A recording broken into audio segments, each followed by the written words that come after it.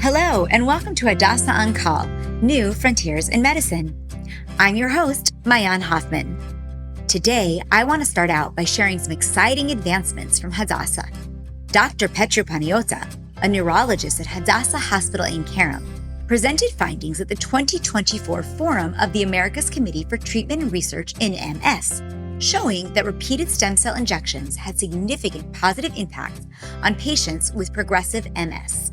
Co-authored by Professor Dimitrios Krausis from Hadassah's MS Center, the study highlighted improvements in neurological function, cognition, and overall quality of life among the 23 participants without any adverse effects. Dr. Paniota emphasized the rarity of such notable improvements in progressive MS patients, suggesting a promising avenue for treatment. In separate research, Hadassah researchers, led by Professor Dana Wolf from the Clinical Virology Unit, conducted a study demonstrating the reliability of newborn screening for CCMV using pooled saliva tests. This approach, supported by Professor Maron Yansour and the neurology team at Hadassah, emphasizes the importance of early detection, particularly for asymptomatic cases, and suggests that this method could revolutionize global CCMV screening by enabling timely interventions. This screening strategy has the potential to significantly enhance long-term outcomes of infants affected by CCMV-related neurologic defects. For more information about these stories, visit Hadassah Stories website at hadassah.org/stories. That's hadassah.org/stories. Today, we're joined by Dr. Yechiel Gellman, a senior foot and ankle surgeon at Hadassah Medical Organization.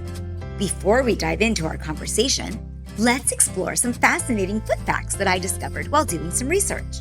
Did you know that each foot typically has 26 bones, with 14 of them located in the toes? Additionally, the skin on the soles of your feet is thicker than anywhere else on your body.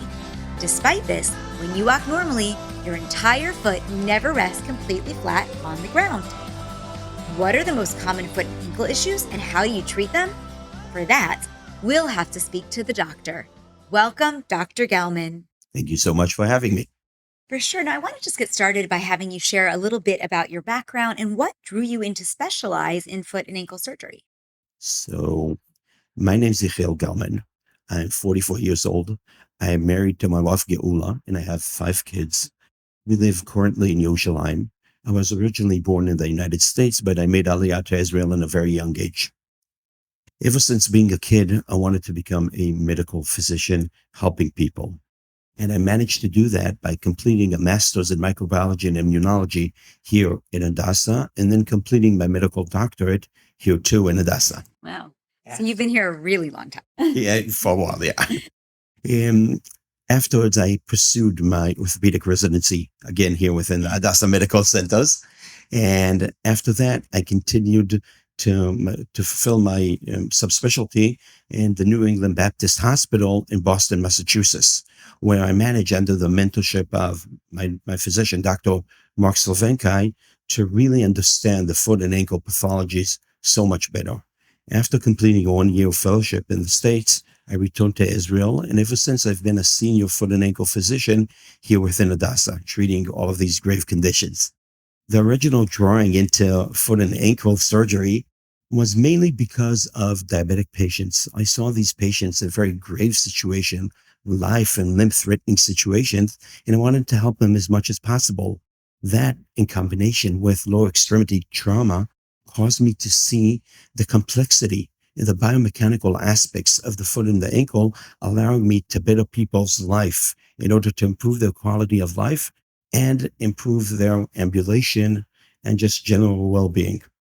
Amazing. I mean, tell me a little bit with regards to the war, as you brought up, people having injuries to their extremities. And I know it's something we actually didn't get to speak about before this interview, but are you seeing a lot of soldiers and others who have been harmed in the war right now? And what does that look like?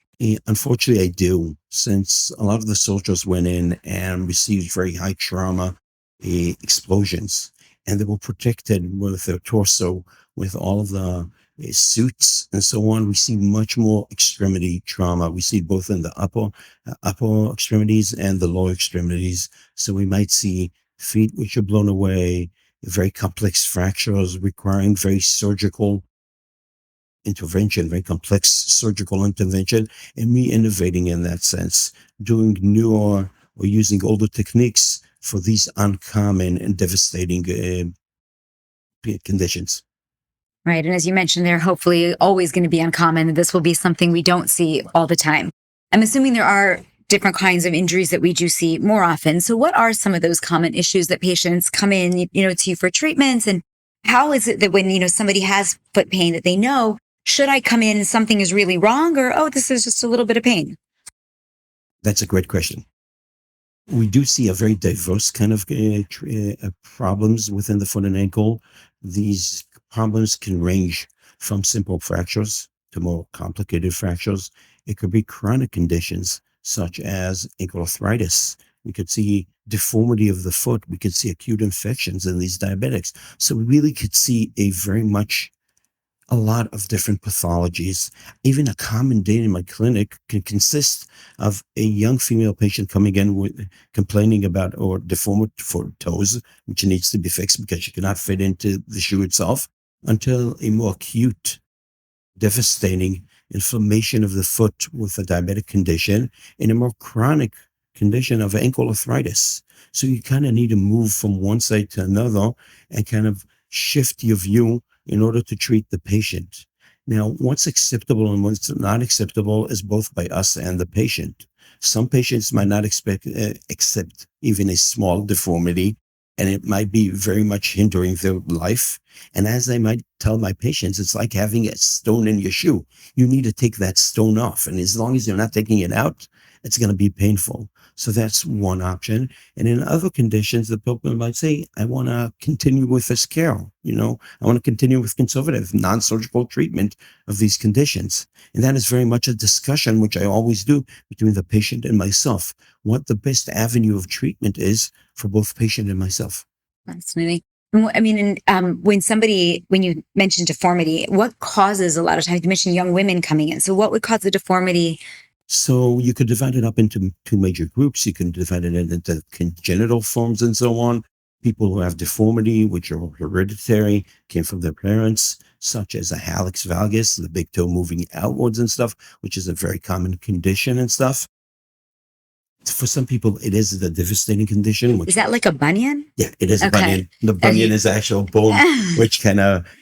Sorry, I need some layman terms, I didn't know what that was. So the big toe turning outwards causes a bunion, and that bunion could cause bunion pain. New research has showed that it decreases ambulation and causes people to have continued pain. And that could be a congenital condition, and therefore we would have the younger population. Other conditions might be acquired, such as due to fracture, due to ligament tears, and stuff like that. So we need to treat all of these conditions and kind of understand where the people are coming from in order to give them the best treatment, which is tailored for them.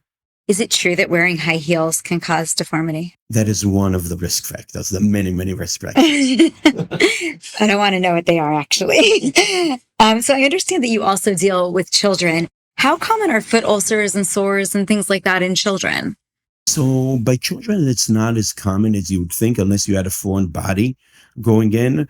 But the more devastating ulcers are regarding the diabetic population. These populations, which are immunocompromised, meaning their immune system doesn't work as well, could really get into bad condition. They might lose their limb, they might lose their life due to an infection. We currently have a unit within Hadassah, a specialized, tailorized, a diabetic foot unit, which has between 12 to 18 patients at any given time with these people with infections of the foot. And these really people need our attention or close attention because they're very, very much medically complicated. And unfortunately, we see a lot of disasters too in that situation. So keep your feet safe. For sure. People probably don't realize, and we take it for granted that we get up and walk every day. 100%. Yeah. So, tell me a little bit about the approach to diagnosing the issues. When somebody comes in and there's a complex foot or ankle challenge, what do you look for? How do you know what the problem is? Great question. So first of all, I would just get to know the patient a little bit better, because really understanding the patient, his age, his medical condition, what he does, what recreational activities he does is very much important in order to tailor and really understand what this patient needs for us. Afterwards, I would hold down into the pain issue. Where exactly is his pain? When does he have his pain? How does he experience it? To what extent it is, just to better understand the pain. Afterwards, I would kind of jump into the physical examination. And the physical examination is extremely important in such a situation, since all of the structures are so much close to each other. Even moving an inch away is basically like going a mile away. So we really need to hone down to know where exactly the problem is. So we examine the joints, the tendons, the ligaments around there, and we really need to find where exactly that pain is coming. And only then does imaging come in. The imaging comes in as reimbursing whatever we thought beforehand. We'd start off with x-rays and CTs to see maybe the bone, and later on, in order to see a more complex 3D view of the foot, we might move on for an MRI, because when taking somebody to surgery, you'd want to be as sure as possible that you're really treating the underlying condition and not working on the side. Makes sense. Have there been many advancements or innovations in the field in recent years? And if so, what are those? 100%. So I would kind of divide it up into two major groups. The first group, which is kind of close to my heart, is a total ankle replacement. What we do is basically when somebody has an arthritic ankle, which causes pain and inability to move the ankle, and really you can't move around because any step could cause pain due to cartilage deterioration. Mm-hmm. And in those conditions, which are mainly post-traumatic due to a previous fracture, is really debilitating and really causes a lot of problems to these patients. The older solution and the old gold standard for such a situation was an ankle fusion. Just fuse the ankle together, allow no movement of the ankle, and by no movement, there'll be no pain, which is a great option. But new researchers have shown the total ankle replacement, that by replacing the ankle, we could preserve motion, we could load off the adjacent joints, and just allow people a much faster rehabilitation. I was very lucky when I flew to Boston to train under Dr. Slavenkai, who's a world-renowned total ankle replacement guy, and one of the leading people, and he really taught me this technique. And I must say that at this point, after bringing the procedure to Israel, we have become one of the leading center, if not the leading center in Israel, in total ankle replacement, both in quantity and in quality, if I may say so myself, of this replacement and so on. That is one aspect. The second aspect, which is somewhat contradictory, is moving into minimally invasive surgery. Okay.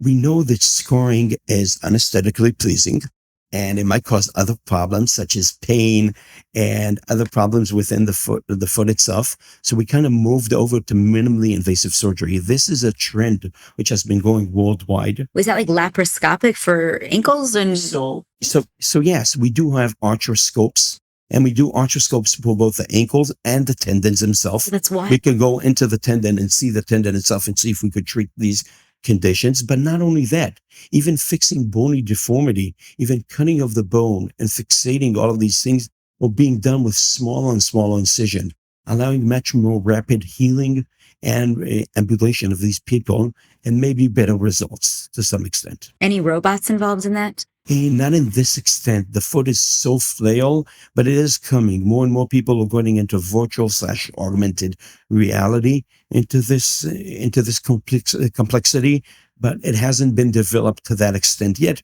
because the foot is just too frail in order to hold it into position. Makes sense. So can you discuss a little bit about the role of non-surgical treatments? You just mentioned a lot of really new and exciting innovations in the surgical side. What do you typically recommend if not surgery? So when treating a condition, I would usually say there are two options. You could either fit the foot to fit the shoe, or fit the shoe to fit the foot. Okay. Meaning we could do some kind of changes within the shoe itself, put in some insoles, put in a brace or so on, in order to change the biomechanical aspects of the foot and therefore fit inside a shoe. And that's changing the shoe.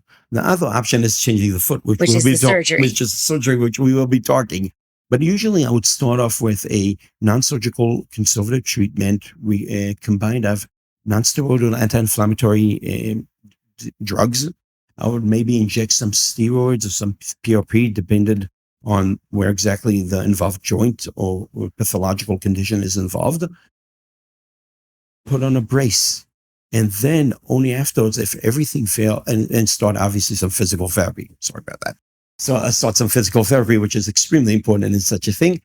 But if everything fails, after having again a discussion between myself and the patient, only then when we continue to changing the foot, pausing the foot and realigning the foot and making it more biomechanically stable in order to make it into a shoeable, braceable foot, allowing him the best quality of life in ambulation situation. When somebody does end up opting for surgery, how long on average is the recovery time, and what other kinds of considerations does the person need to keep in mind?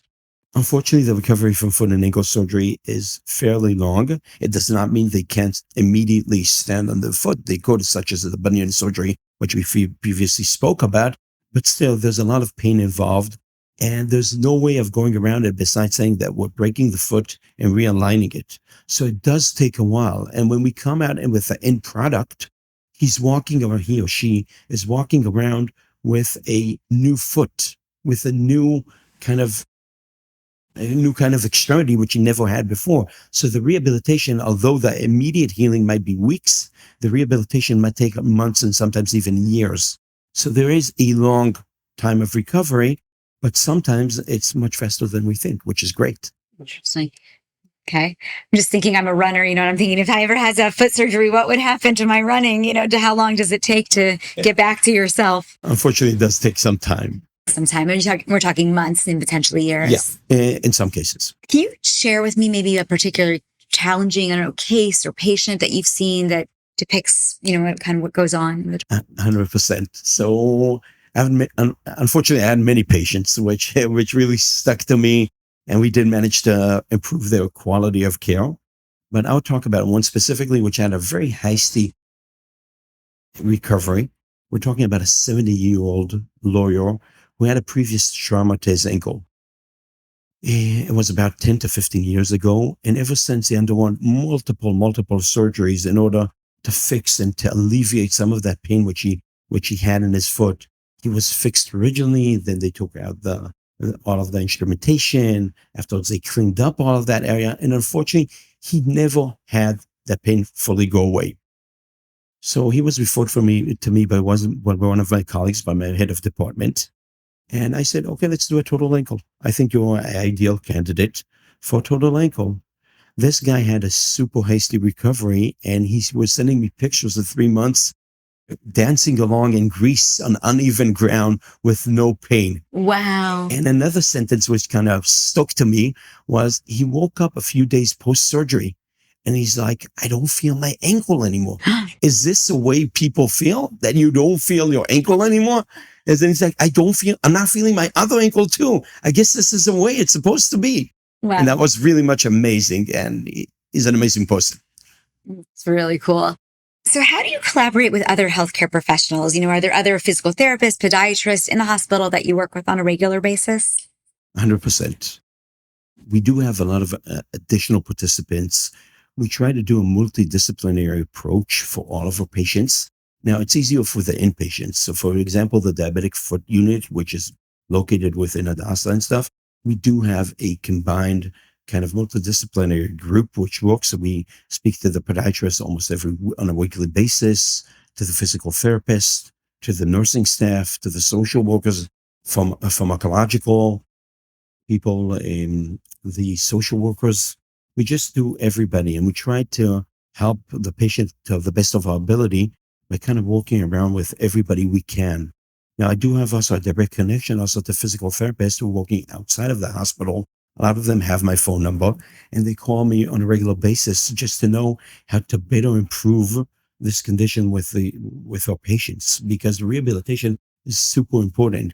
As we said beforehand, it is a new foot, so people need to get used to it. They really need to understand, if I fix the instability of the ankle, if he's not going to do physical therapy, it's going to fail. So we might as well speak to them as much as possible just to realign and get the better outcomes for our patients. Can you give any advice for actually making sure we don't develop foot pain? Is there like some kind of optimal plan for ensuring foot and ankle health? It's a great question. And so the main issue I would say is just taking care of your foot. Just look at your foot daily. Okay. Foot could develop ingrown toenails, ulcerations, infections. All of these things are in the foot. And the feet, we sometimes forget about them. We don't walk on our hands, we walk on our feet. That's why they're very, very important. And you just need to look at them every day. Look to see if there's any pressure sores, to see if there's any ulcers, any deformity which is causing somewhat pain, and just be on top of it as much as possible. Wear a comfortable shoe. A comfortable sneaker is usually a great option in order to facilitate really decreased pressure of that area and to allow better healing and decreased pressure and load and pain of the foot itself. Doesn't look as nice though to wear tennis shoes everywhere you go. Unfortunately, that is true. That is very much, yeah, but unfortunately, that's what should be done. What can be done might be a different issue. Yeah. All right. So looking ahead, what do you see as the future trends or areas, of growth in the foot and ankle surgery? It's a great question. So as we were saying beforehand, we both need to go larger and go smaller. We're going to go into larger surgeries. All of these people requiring total ankle replacements might need additional surgeries further down the line. We might see further down the line also some kind of complications. So we need to go bigger in these kind of conditions. On the other hand, we're going smaller and smaller. We're going into smaller incisions, minimally preventative surgery in order to stop all of these grave conditions, which which we've listed beforehand. So that's the first aspect. The second aspect will be we want better censoring, better monitoring, better options of detecting and treating foot conditions before they become a bigger issue. We are now currently working with a commercial company regarding developing this kind of special shoe and insole in order to kind of facilitate that and decrease that and allow better healing and much faster diagnosis of these conditions. Besides that, I would also say we're trying to change the biomechanical aspects, not the mechanical aspects, but rather the biological aspects of the thing. We're trying to regenerate cartilage. I'm doing it with my colleague, Dr. Haze, which you've previously interviewed on this podcast. We're currently having a research program regarding regeneration of cartilage within the ankle joint in order to facilitate better healing of that area. So we're both working on the biological and the mechanical aspect of these conditions. And preventative medicine, I think, is the most important kind of medicine we could do, because if we could treat it when it's a small problem, we won't need to get to these big problems, which unfortunately we need to treat on a daily basis.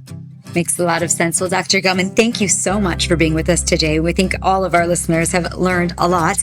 I certainly have. And so thank you for being on. Okay, thank you for having me.